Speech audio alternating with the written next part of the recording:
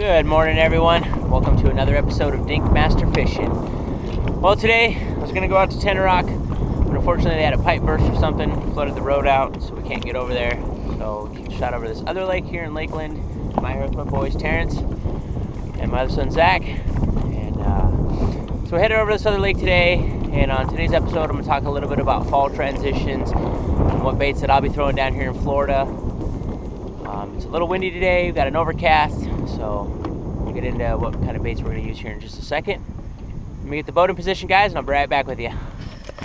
Alright, guys. One of the baits I tend to use a lot when we get into the fall transition, the water starts to cool down a little bit, is a chatterbait. This is a ZMan Chatterbait, and I got a missile bait D-bomb trailer. It's black and blue. These Z-Mans give off a lot of vibration. You can see that the there's a lot of wind, a little chop on the water, it's cloudy, great for a bladed bait. So we're gonna get out here and I'm gonna start pitching this around for a little bit. See if we can't get any. The chatterbait's a good bait to always use. Cover a lot of water, keep it in the strike zone longer.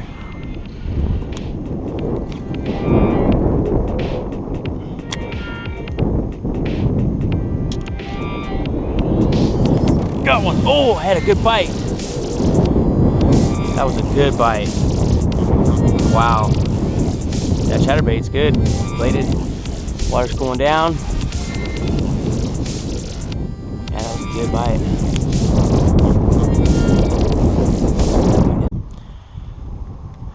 Here's another good bait, you guys. It's a StrikeKing spinnerbait. It's got the trailer hook on it. Willow bait, Colorado blade. It's a bluegill pattern. Terrence is going to be throwing that out, but this is a great fall transition bait, especially when it's windy like this. Burning it across the grass and stuff works really well in Florida. Not sure about the color down here. This one I actually brought down from Washington State, and it did pretty good up there, so we're going to give it a shot down here too, and we'll let you know. Another effective bait to use during the fall transition, guys, is a crankbait. This is a StrikeKing 1.5 medium diver. Goes down to 3 to 5 feet. I'll be working the sticks and stuff. I'm bouncing it off of all the sticks and rocks and everything that are down there, hoping to get a reaction strike. But it's a very effective fall transition bait.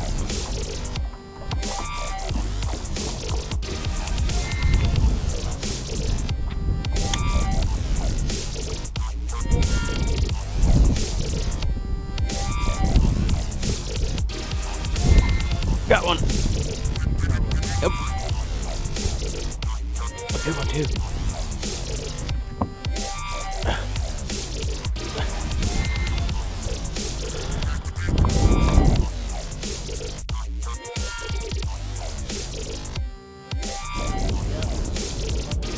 Nope.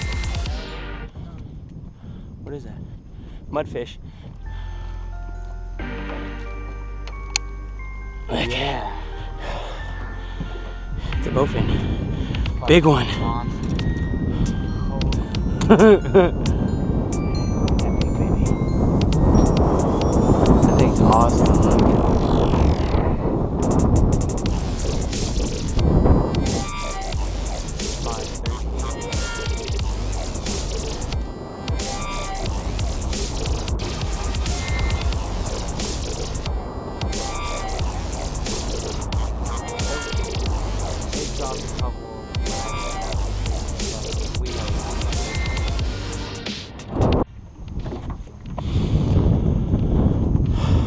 Alright, so now I got it tied on.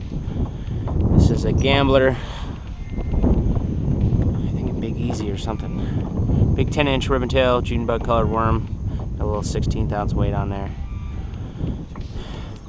I'm just gonna be casting it in little pockets and stuff. I just had something break me off on one, so got another one on. This time I'm just running straight braid, no leader. 65 pound, or no, excuse me, 30 pound Daiwa J braid on here.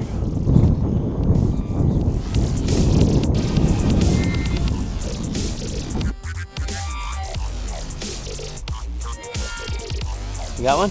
Yep. Terrence, you got one? Oh yeah. On the chatterbait? Yep.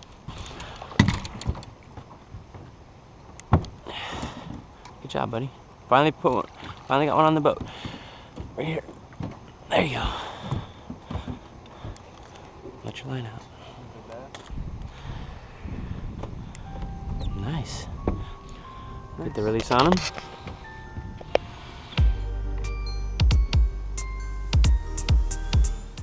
There he goes. Alright guys, so when I come out here this morning, I immediately noticed how much the water temperature has gone down. It was at 89, now it's down to 84.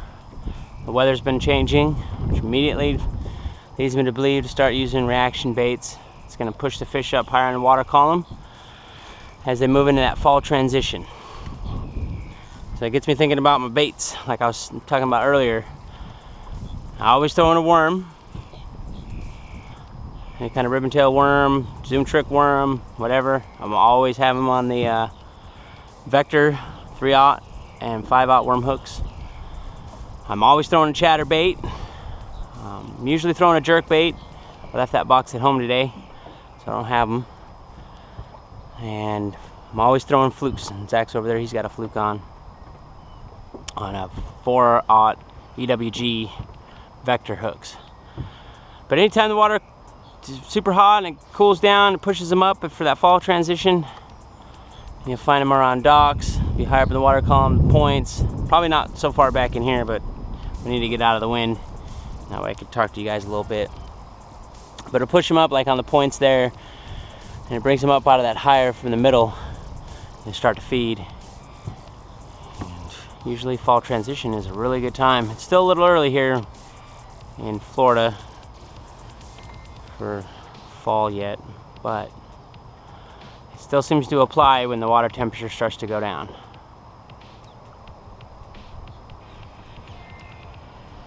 Alright everybody, that is going to wrap it up for us today. I hope this video helped you choose some fall transition baits. It's a good time to go out and fish. Chatterbaits, flukes, worms, crankbaits, spinnerbaits, and jerkbaits as the fish move from their deep summer haunts up to the shallower water since it cools down. Until next time guys, don't forget, run down there, hit your subscribe button, turn on the little notification bell. I try to post a video every week. Alright guys, shout out to my sponsors, BKPC Nation, iBass 360, and Vector Hooks. You guys are awesome. Alright, later.